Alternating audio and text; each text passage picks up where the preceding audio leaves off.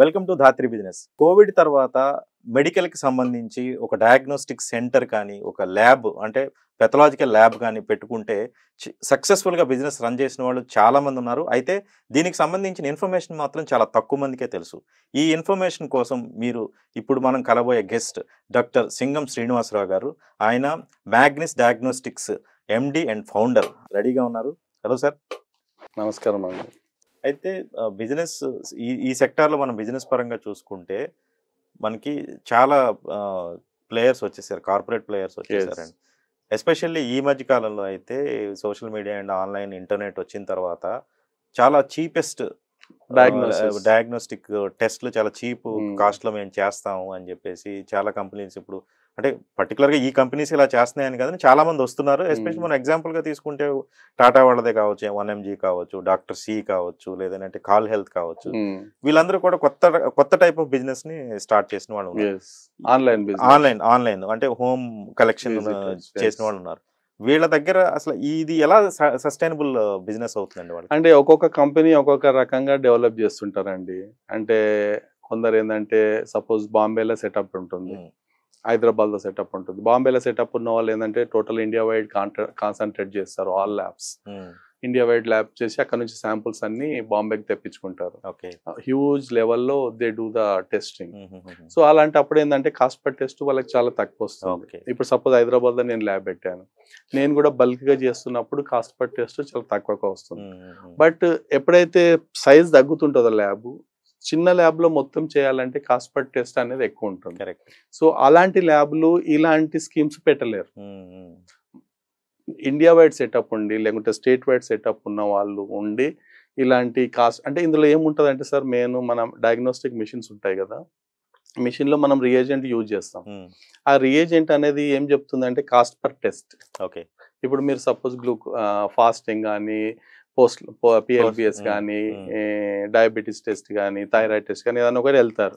So ఒక్కొక్క దానికి ఒక్కొక్క టెస్ట్ ప్రైజ్ ఉంటుంది. ఆ ప్రైజ్ ఏంటంటే 100 పేషెంట్స్ కి చేస్తే ఒక టెస్ట్ వస్తుంది, 10 మందికి చేస్తే ఒక టెస్ట్ వస్తుంది. సో వాళ్ళు ఏంటంటే 100 మంది 1000 మందికి చేస్తారు కాబట్టి కంపెనీలు ఏం చేస్తారు, cost per test very nominal ఇస్తారు. సో అది దృష్టిలో పెట్టుకొని వీళ్ళు పేషెంట్ కి ట్రాన్స్ఫర్ చేస్తారు తక్కువ ప్రైస్. అండ్ ఇప్పుడు నేనే ఉన్నాను, suppose best cost per test మంచిగా హార్ట్ ప్యాకేజ్ ఇవ్వాలంటే 299 లాంచ్ చేశాను. బేసిక్ 299లో ఏమేమి వస్తాయి సార్? బేసిక్ ఇప్పుడు హార్ట్ ప్యాకేజ్ ప్రతి ఒక్కరి మధ్యలో ఎంతో మంది సెలబ్రిటీస్ కుప్పగొలిపోతున్నారు. మంచి ఎక్సర్సైజ్ చేస్తూ కుప్పగొలిపోయి కొలాప్స్ అవుతున్నారు. నడుచుకుంటూ పోయి కొలాప్స్ అవుతుంటారు. తెలియదు వాళ్ళకి సడన్ గా హార్ట్ ప్రాబ్లం ఎప్పుడు వస్తుంది అనేది. దీనికి నేను హార్ట్ ప్యాకేజ్ చిన్న బేసిక్ 3 టెస్ట్ చేస్తూ, ఏదంటే సిబిపి అనేది కంప్లీట్ బ్లడ్ పిక్చర్ ఉంటుంది sir, plus ECG. ECG is the first basic equipment which can tell our heart position, heart condition. అది ప్లస్ లిపిడ్ ప్రొఫైల్ అని ఉంటుంది, కొలెస్ట్రాల్, హెచ్డిఎల్, ట్రైగ్లిసరైడ్స్ అన్ని ఉంటాయి. సో మన హార్ట్ లెవెల్లో ఈ కొలెస్ట్రాల్ వాల్యూ ఎంత ఉంది, ఒకవేళ ఎక్కువ ఉంది అనుకోండి, ఈసీజీ కూడా డిఫరెంట్ గా చూపిస్తుంది. ఈ రెండు మనం కంపేర్ చేసుకొని ఒక మనిషిది హార్ట్ కండిషన్ ఎలా ఉంది చెప్పవచ్చు అన్నమాట. ఈ రెండు చేయాలంటే మామూలుగా బేసిక్ మెయిన్ కార్పొరేట్ హాస్పిటల్ కానీ బేసిక్ మిడిల్ క్లాస్ ల్యాబ్ కానీ 1000 రూపీస్ 1200 అవుతుంటారు, ఛార్జ్ చేస్తుంటారు. రెండే టెస్టులు, cholesterol, ECG, CBP and creatinine. చేయాలంటే 1000 నుంచి 1200 పడవచ్చు, 1500 పడవచ్చు.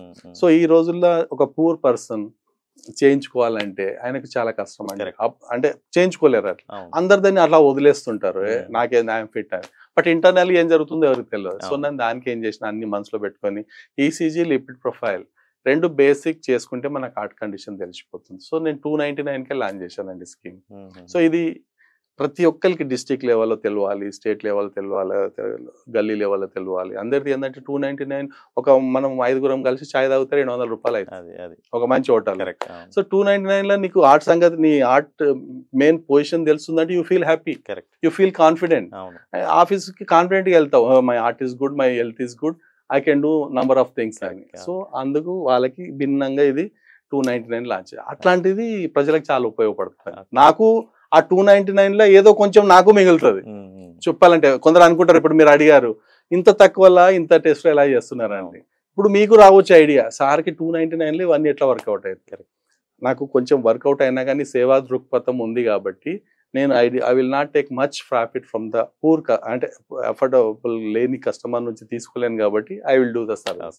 1000 అంటే చెప్తున్నాను, ఇన్ని సర్వీస్ ఇన్ని క్యాంపులు చేస్తుంటాను కాబట్టి వాళ్ళ పల్స్ నాకు తెలుసు, ఎవరు పెట్టగలుగుతారు ఎవరు పెట్టగలరు.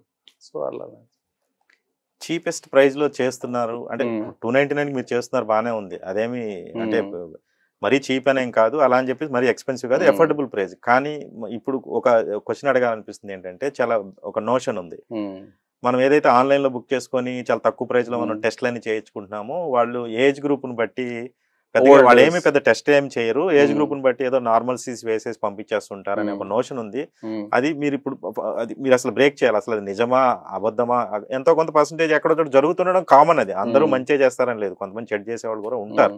కానీ ఇది ఎంతవరకు అది రిలయబుల్ అంటే చేస్తారండి. ఇప్పుడు చెప్పాను కదా ఇంతకుముందు మీరు అడిగిన క్వశ్చన్, ఎక్కువ క్వాంటిటీ మనం టెస్టులు చేస్తే మనకు కాస్ట్ పర్ టెస్ట్ తక్కువ పడుతుంది, అదే తక్కువ చేస్తే కాస్ట్ పర్ టెస్ట్ ఎక్కువ పడుతుంది. సో వాళ్ళు ఎక్కువ మొత్తాదులు చేస్తారు కాబట్టి అఫోర్డబుల్ గా కానీ చేస్తారు తప్పకుండా.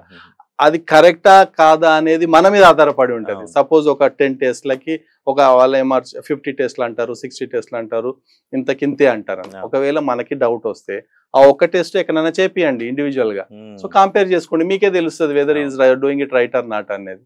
యు గాట్ ఇట్, మీకు అర్థమైంది కదా.